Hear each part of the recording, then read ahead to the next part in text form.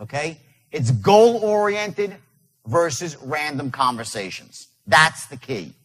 Okay? You're not picking up a phone or going face-to-face for your health. You're there for one reason, to close. I'll tell you, I have a son. He's the greatest kid in the world, right? He's a great soccer player. He's fabulous. He's 14 years old. Since the time he was 9, he was an unbelievable soccer player. And I watch him play, but for some reason, he never wanted to score. I was like, look at the fucking goal card. He's called, look at the goal. Just look at the goal. And it wasn't what he was doing. He was a great playmaker and a passer, and that's great. And I love watching him play. But he wasn't goal-oriented. He wasn't looking at the promised land. What you have to do as a salesperson is every time you go into an encounter, you have to understand what your outcome is. And your outcome is this, to close. You're not there for your health. You're not there for the other person's health. You are there to close. It is as simple as that. And that one distinction, by the way, when you walk into a room, to understand why you're really there, not to make friends. Listen, I'm sure they're nice people that you're selling, right? They're great people, but we all have a lot of friends. We're not looking for new ones. Okay, you're there to make money. You're there to close, okay? So this is goal-oriented selling, okay? There are 3 tenets to the straight line that you need to know. Very, very basic. Number 1, you're going to develop instant rapport on both a conscious and an unconscious level. I'm going to show you how to do that. More powerful is the unconscious level. And just so you know what rapport is not, the biggest mistake I see novice salespeople make when they go to meet somebody, if they walk into an office and there's a fish on the wall, they'll talk about the fish. No one cares about the damn fish. Okay? When you go into someone's office, developing rapport is not about just playing into what their life is all about. If he says he was in a hunting trip in, North Carolina or South Carolina, you don't say, oh, really? Tell me all about the hunting trip. Next thing you know, you're talking about crocodiles and alligators, whatever else is in the Carolinas, right? And what's going on in this hunting trip. That's not how you develop rapport with somebody. You develop rapport with someone when they realize that you're an expert. Instantly. When they realize that you're a person that can help them achieve goals. Instantly. That's how you develop rapport. You develop rapport when they know you care. Not about their stupid story. And I'm sure the story's fine, but that's not what makes people want to do business with you. It's when they know that you can help them achieve their goals and, most importantly, take control of your life. So number 1, you're going to learn in the first 4 seconds to develop instant unconscious rapport, which will then turn to conscious rapport. Number 2, okay, you're going to learn to gather intelligence. There are certain specific questions that you need to ask somebody. And they're slightly different based on what you're selling. But the problem with a lot of salespeople is they talk a lot more than they listen. Asking questions, the right questions, not any questions, the right questions, is crucial to understanding exactly what your client's needs are. So again, I'm not like one of these hard-selling people. It's like, just barrel through it. No, this is elegant. It is elegant. Okay? But it happens in a very logical way. And each time you do it, what you're doing is this. If you start off here, each thing that you do takes you slightly down the line. You're always moving forward, pushing forward in your sale, rather than just spiraling out of control like most novice salespeople do. And anyone here a sales manager? Anyone manager? Great. We got 1, 2, 4. Great. This is manna from heaven for a sales manager. Because it allows you to take new people that have no experience and actually show them the concept of moving a sale forward. So, you can develop rapport and be moving towards the close at the same time. You can answer an objection and be moving towards the close at the same time.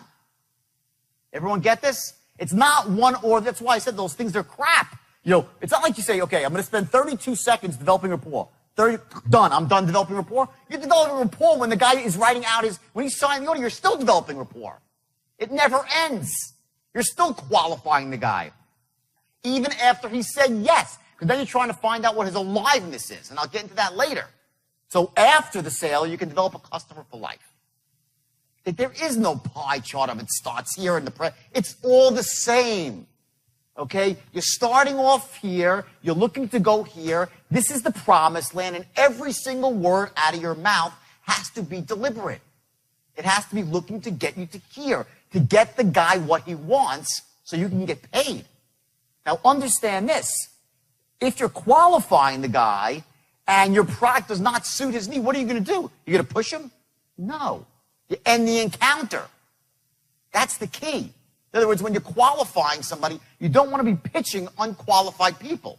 You don't want to be slamming unqualified people closed. And if your product, by the way, isn't good for them, try to find them one that is. Send them to your competitor. That's what it takes. That's what it's not about just slamming anybody closed. And it can be, and I used it that way, and I paid the price emotionally with my freedom, money. But if you use a straight line the right way, you will just get filthy rich in a really, really short period of time. Okay, so that's number 2, is to gather intelligence. Number 3 is controlling the sale by keeping it on the line and moving it from here to here. Now, you see I drew these 2 dotted lines above and below. Okay? So let me just explain to you real quick exactly what this means, and then we'll move forward. The straight line represents the perfect sale. That means everything went exactly right. You walked in the door, they loved you, you're on the phone, they said, oh yeah, everything's great, and you asked them if they were interested. Yes, I'd love to hear. Great. You tell them what your product's about. Oh my God, it sounds wonderful. You say, listen, it costs X dollars. Great. How do I get started? How often does that happen? Right? Not too often. That's the perfect sale on the line. Okay? What happens more often than not, though, okay, is that you try to move down the line, and you keep going, and he keeps trying to get you off the line, out here into Pluto. He doesn't say what you want. He doesn't follow your preconceived notion about what the sale should be. And you're sitting there trying to, like, you're like, it's like you're like a Dutchman sticking your finger in the dike, trying to stop all the leaks, right? Rather than realizing that before you even start the sale, before you walk in the door, before you pick up the phone, before anything starts, you realize that A, your goal is to keep it from here to go to here on the line. He's going to try to take you off the line. So what you need to do is, in a very elegant way that empowers him and that empowers you, is keep him on the line or close to it. And in these boundaries here, when he's off the line, you're going to do 2 things. You're going to, 1, develop rapport, and 2, gather intelligence. That's what happens when you're off the line. When you're on the line and everything is going as he should, you're talking, he's saying, uh-huh, and he says, great. How much does it cost? You say X. He says, great. Closed. That's the exception to the rule. There'd be 1 out of 100 sales. Is that simple? So what really happens in the real world is, as you're looking to take him down the line, he's looking to push you off the line. So what you're going to learn is some very specific strategies that allow you to stop him from going too far, because this is the control. You're here, you're in control. If you're here, you're out of control. And you've lost the guy. You're out of rapport. He's off the sale, and you're losing time and money, and you're wasting your own time. You can't close the guy when he's out here. Okay?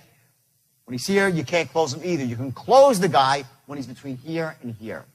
So you're going to learn strategies that are really, really effective and make him love you, or him or her love you, is to stop them, move them forward, and bring them back to the line. Okay? And that's really the essence, the structure of the straight line.